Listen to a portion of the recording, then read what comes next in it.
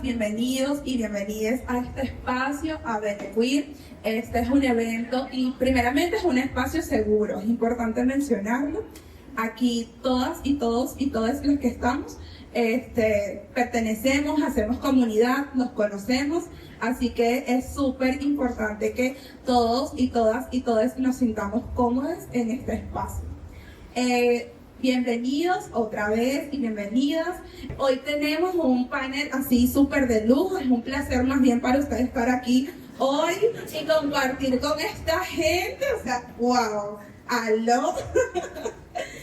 Bueno, primeramente me presento, yo soy Eili Córdoba, soy periodista, activista feminista y formo parte de la colectiva interseccional Ukira. Bueno, este evento es gracias, estamos aquí gracias a Ukira, al Laboratorio de Paz, a Caleidoscopio Humano, a Pepe Foundation, a Mala, que es el evento de GEA que está ahí. Está el Observatorio de Violencia LGBTIQ+, y Men Pride. Entonces, bueno, voy a presentar aquí brevemente a los ponentes, los voy a ver porque qué gente tan maravillosa, por Dios. Bueno, primero tenemos a Rod. Ay, sí, estamos enamoradas, pero bueno, está bien, es nuestro mes, ¿no? Tenemos derecho a todo. Bueno, tenemos a Rodolfo Montes de Oca. Rodolfo, bueno, para los que no lo conocen, es abogado e historiador, es autor de Sospechosos Habituales, 10 aproximaciones a los antecedentes históricos del movimiento de los derechos humanos en Venezuela. Rodolfo hoy nos va a hablar sobre parte de su libro, tiene un capítulo que se llama Diversas y Libres y aborda los primeros registros de represión, como los decretos durante la dictadura de Juan Vicente Gómez que confinaban a homosexuales. También de este lado tengo a Tamara Adrián, que si no la conocen, ay por Dios. Bueno, Tamara es abogada, activista y bueno, es la primera diputada trans de Venezuela. Nos ofrecerá un análisis crítico del marco legal que ha moldeado la vida de las personas LGBTIQ+ en nuestro país. Y aquí tenemos a este maravilloso ser, ay, precioso, a Edgar Carrasco, que es abogado, activista y pionero, cofundador de la revista Entendido. Nos transportará un poco hacia la década de 1980 para hablarnos del surgimiento del activismo vibrante y estratégico de esa época. Entonces ahora, bueno, por favor un aplauso, que se sienta.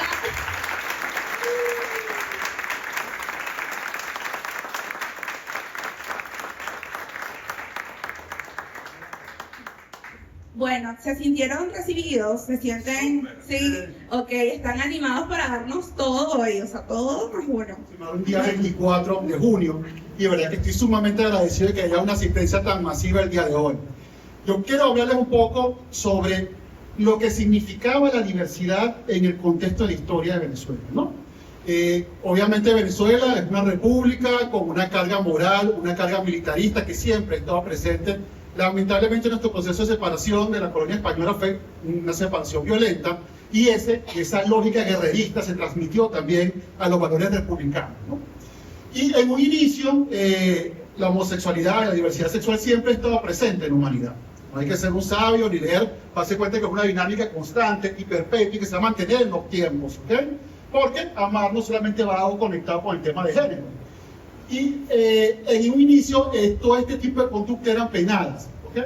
Y eran penadas bajo tipificaciones claramente establecidas como era la sodomía. Y las personas que, según un juicio o según el criterio del gobernador de la Capitanía General que había cometido sodomía, tenían una condena corporal y también de pena. Entonces siempre ha estado la diversidad sexual de una u otra forma conectada a lo que es el tema de la privación de la libertad. Obviamente esto se mantiene en el tiempo y cuando llega esta lógica de Juan Vicente Gómez, que seguramente todos han escuchado, bueno, que viene a traer orden, paz, ¿verdad? Y cierta estabilidad, porque también los mercados de capitales necesitaban cierta normalidad y cierta estabilidad. Venezuela no podía seguir llevando esta lógica de guerras civiles internas, intestinas, de montoneras que cada cierto tiempo asumían o no el poder. Empezaron a tipificar estos delitos. pero también empezaron a ver con un ojo clínico a todo lo que ellos consideraban como desviado, amoral, anormal. Por eso es que en esa época un sinónimo habitual para las personas de la comunidad, lamentablemente, era el de zoquete. ¿Ok? Era como una persona que, bueno, era como una suerte, o sea, ni si, para la lógica del legislador en ese momento, no se veía como una persona que era productiva para producir algo de capital, tampoco mantenía el orden, y de otra forma era como un elemento, un átomo suelto, ¿no? Un átomo radical.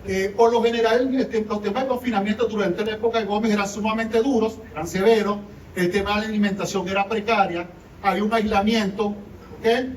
Individual en el momento en que te trasladan a la Isla del Burro, era complejo poder retirarte de ahí, y eso también responde un poco a las lógicas que tenía la policía o el sistema de seguridad. Por lo general no había contacto con los familiares. Las personas que eran trasladadas a la Isla del Burro se mantenían ahí por un tiempo determinado, 3, 4 años, y no había forma de que los familiares pudiesen visitarlos tampoco, ¿no? Pero ahí hay un gran vacío en la historia de saber exactamente cuál era esa dinámica. Probablemente si tú estás en un gobierno autoritario que justifica ese tipo de actuaciones y que considera que tú eres una persona desviada o amoral o anormal, obviamente era sujeto probablemente de agresiones, malos tratos, no sabemos si tortura, pero lo más seguro es que muchas de las personas que hayan salido de ahí hayan sufrido eso. Otra cosa que es importante es que no existe un relato, por eso les comento el tema de la historia es importante, porque no existe un relato de alguien de la comunidad que haya estado en la Isla del Burro, que haya transcrito lo que esa persona vivió. O sea, en la época de Gómez, pues tenemos los escritos de Pocaterra. Por ejemplo, entonces me viene a la mente uno que se llamó Biófilo Panclasta, que era un colombiano, él entra a Venezuela y él es detenido en Valencia por hacer unas prédicas a favor, en la Primera Guerra Mundial, a favor de Francia. Y el gobierno era más bien cercano a la posición del Imperio Austrohúngaro. Entonces, bueno, él fue detenido, pasó un tiempo detenido, estoy hablando de 6 años, y él después cuando sale logra escribir esas memorias.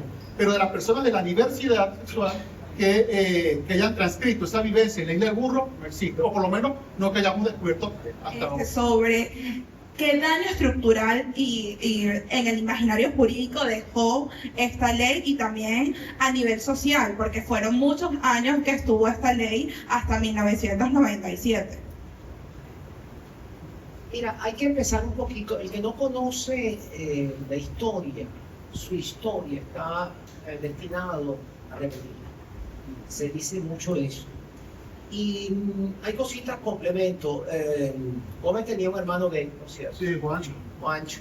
Y es que en toda la familia hay, incluyendo en la familia del dictador.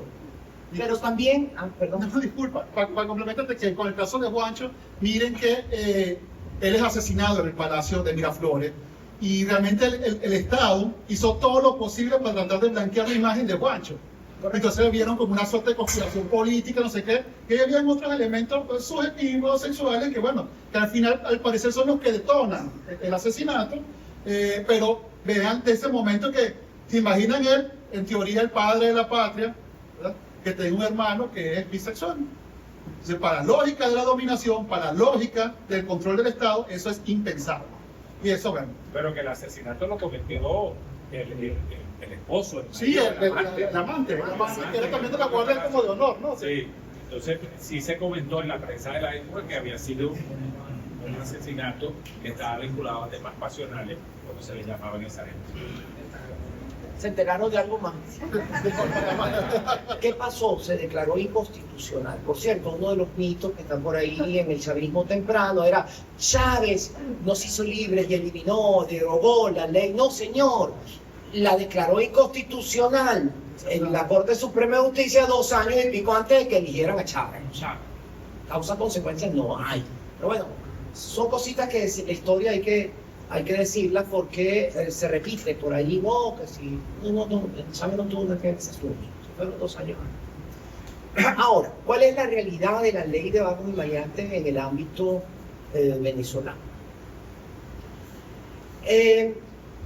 No existen cifras claras de cuántas personas LGBT fueron llevadas a las colonias del Dorado, que era ahí donde llevaban las colonias móviles del Dorado, a estas personas que no habían cometido delitos, pero que podían llegar a delinquir, o eran un estorbo social. ¿Y quienes las detenían? La Policía Metropolitana, básicamente. Aquí era Aquí se llevó un montón, aquí enfrente de esta avenida, aquí enfrente, justamente. Porque esta era una alta zona de prostitución, entre la avenida allá, desde Las Palmas hasta aquí, hasta La Salle, era una alta zona de prostitución. Y entonces, la Policía Metropolitana se llevaba a la gente. ¿Cuántas personas se llevó? Hay un estudio de Amnistía Internacional que se publicó 2003-2004, y yo lo tengo allá en una computadora. Tengo muchos años que no lo veo. Pero llegó a la conclusión de que había repertoriado alrededor de 82 personas que habían sido, a lo largo de la historia, llevadas a las colonias móviles del Dorado, siendo fundamentalmente hombres gay y lo que hoy llamamos mujeres trans, que en aquel tiempo se decía transformista. Y eso en condiciones también asociadas a coexistencia de otros elementos, particularmente de baja extracción social, bajo nivel educativo, eventualmente coexistencia con drogas o alcohol y prostitución. Entonces, alguien que iba al Ice, vamos a hacer el Ice Palace, alguien que iba al Ice Palace, se lo llevaban de la policía metropolitana, no, lo llevaban de aquí de la Libertad. Estaba en la... Entonces había una asociación entre pobreza, aragofobia, persecución a la pobreza, persecución a las personas LGBT, que casi como que aparecía un elemento accesorio dentro de todo ese cúmulo de otras circunstancias. Se llevaban también a toda otra cantidad de gente. Ahora vamos con Edgar. Agarra el micrófono. Yo sé que estoy bonita, pero consta. Sí, muchas gracias por la invitación. La verdad es que muy agradable estar aquí y compartir con ustedes toda esta historia, ¿no? Yo creo que para complementar lo que Rodolfo y Tamara han dicho en relación a lo que era la isla del burro y los tiempos de Gómez y los confinamientos, y lo que dijo Tamara en relación a la ley de vagos y maleantes que se consolida en ese periodo del año 50 durante la dictadura de Pérez Jiménez. Y no es porque haya sido en dictadura, porque la democracia continuó aplicando esa ley una vez que en el 58 cayó Pérez Jiménez, pero esa fue una ley que siguió vigente durante todo ese periodo de memoria. Es importante destacar que esa es una ley totalmente inconstitucional porque se aplica por un procedimiento administrativo. Como dice Tamara, existía la idea de precrimen, que estas personas están en posibilidad de cometer un delito, son personas que están en riesgo de cometer un delito, por tanto, dentro de esa concepción, permitía que la persona se le detuviera y la Policía Metropolitana, en este caso, ejecutaba en mis tiempos esa orden. Esas personas que eran detenidas en la noche, en la calle o en un bar, donde fuera, donde allanaran, que había mucho desbarajuste, esas personas eran trasladadas a la gobernación del Distrito Federal. Sí. Y en la gobernación del Distrito Federal había un especial departamento que instruía esos expedientes sin que las personas tuvieran defensa, no podías tener un abogado ni nada. Simplemente si tú caías en la desgracia de que te llevaran en ese procedimiento, esa desgracia era que eres pobre, que eres un súper excluido como las personas trans que ejercían el trabajo sexual por aquí, o si tú eras un hombre pobre con una expresión de género muy evidente, no eras el hombre gaycito típico que pasa, que tiene cispasia, porque como dicen ahora, te llevaba. Entonces, eso te levantaba un expediente administrativo y esas personas eran embarcadas en vuelo. Hay fotos que tiene Rodolfo, me las ha compartido, donde aparecen las filas de personas en el aeropuerto de Maiquetía para abordar el avión, que las llevaban a las colonias móviles del Dorado, que eran no considerados lugares de reclusión, que eran muy lejanos en aquellos tiempos cuando uno hablaba del Estado Bolívar, Guayana adentro, eso era una cosa lejísima para nosotros en los años 70, pensar en eso, ¿no? Entonces, esa gente eran olvidadas allá, esos eran unos depósitos humanos. Mucha gente terminó haciendo vida allá, porque la gente vivía, se quedaron sacando oro y sí, haciendo cosas y la vida por allá. Esos eran las colonias móviles del Dorado, no eran una típica cárcel, eran como unos grandes galpones donde la gente se instalaba y ahí vivía, y con cierta, digamos, sentido que no había como que fronteras ni barreras para ellos y podían a lo mejor irse, venirse. Nadie sabía, supuestamente el periodo era 3 años. Tuve enredadas que nos llevaron presos a más de 80 personas del bar Bigote, por ejemplo, que estaba aquí en la avenida Francisco Solano, cerca por ahí donde está el La Franja, por ahí, donde está una cosa que se llamaba el Vecchio Molino. El Vecchio Molino, sí. No sé si por ahí existe eso ahora, pero era en la avenida Francisco Solano, aquí mismo en la Sabana Grande, aquí al lado. Podemos llegar a pie ahí. Ahí allanaron ese bar y ahí sacaron esa noche más de 80 personas que eran trasladadas a Cotiza. En Cotiza esas personas las dejaban en unos patios toda la noche. Esas personas tenían que esperar, todas esas personas eran hombres gays ahí. Mayormente porque el bar Bigote, que yo recuerdo, no era un bar donde fueran personas bisexuales, además eso no se hablaba. O eran gays o eran trans, más nada. Lo demás no existía. Estaban en el imaginario. Todo era en el imaginario. Además no se hablaba de LGBTQI ni nada de eso. Éramos los gays o las trans de la Libertador o los maricos. Y las lesbianas estaban también por ahí, pero no era un sector que definido. Sí. De todas maneras, en los allanamientos que hacían, se llevaban a toda la gente de los bares. Había un arreglo y una componente con la Policía Metropolitana y los dueños de los bares, que eso era particularmente grave, porque los bares eran unos espacios que los que yo he analizado y lo he querido ver y entender, es como el espacio, digamos, de la visibilidad abierta. Porque cuando nosotros comenzamos el tema de los archivos históricos, pensamos que eran los 80 y la historia comenzaba, y dándole vueltas a las páginas y a las páginas empezamos a los 70, pero es que yo estaba en los 70 y pero y antes en los 60 y en los 50, y bueno, llegamos hasta ahí, hasta la Isla del Burro. Hay cosas, si ustedes ven la prensa de la época es horrorosa, era horrorosa. El mundo era horrible. El mundo era horrible, y después vino 2001, por ejemplo, ellos se jactaban, por ejemplo, de decir 2.000 personas fueron llevadas a las comisarías en el área metropolitana de Caracas en allanamiento. Eso para el tema de los derechos humanos y la democracia era un espanto. Y en los lugares privados no vale rosa. O sea, en tu casa, tú tenías una fiesta privada y se te metía la policía porque eso era un valer rosa. Exacto. El llamado sí, o valer rosado. O valer rosado. Entonces, te estamos hablando de una época en que salir en la noche era un peligro. Un peligro de la que varias veces yo fui detenido. Nosotros nos dimos cuenta en los años 70 que esta situación era insostenible. Además, personas que éramos ciudadanos que no nos sentíamos ningunos delincuentes, viendo la prensa, viendo en la noche lo que pasaba, empezamos a pensar que era necesario como decirle a la gente qué vamos a hacer, porque esto no puede continuar, ¿me entiendes? Hay que reaccionar, porque ya, como registró también Rodolfo, uno de los primeros hechos que motivó como una protesta importante y un hombre que dijo una cosa importante fue en un Miss Venezuela gay, en aquella época se decía Miss Venezuela travesti, que estaba en Petare. Sí. Entonces eso fue un allanamiento y parece que uno de los participantes se molestó muchísimo y bueno, lo hemos tenido y lo hemos entendido como el primer grito de guerra.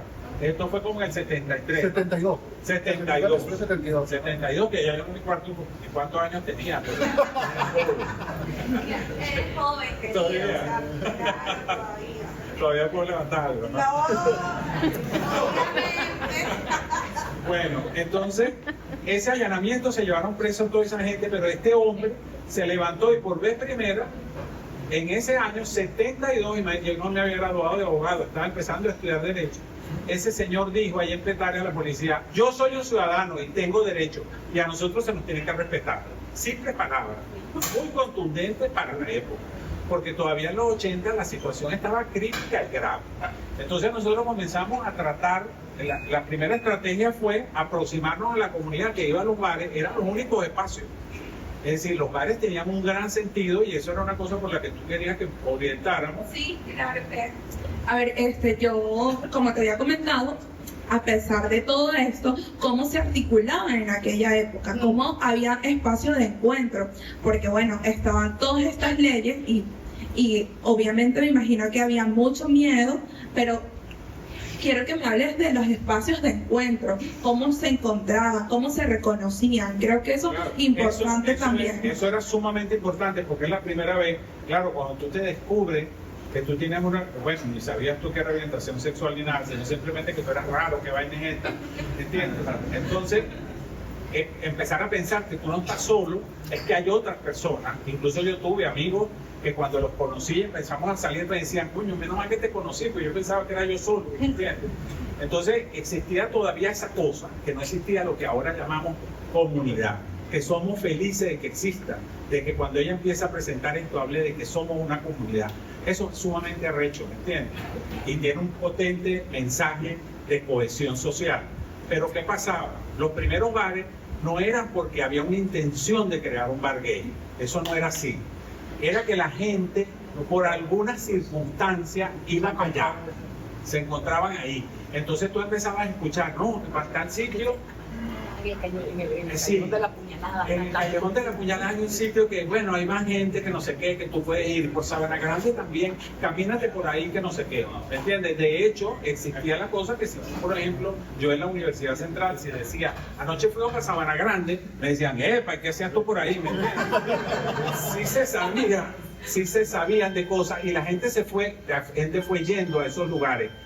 Por supuesto que siendo que esos lugares no tenían esa intención de cohesionar una comunidad, eran lugares muy represivos. Primero que, bueno,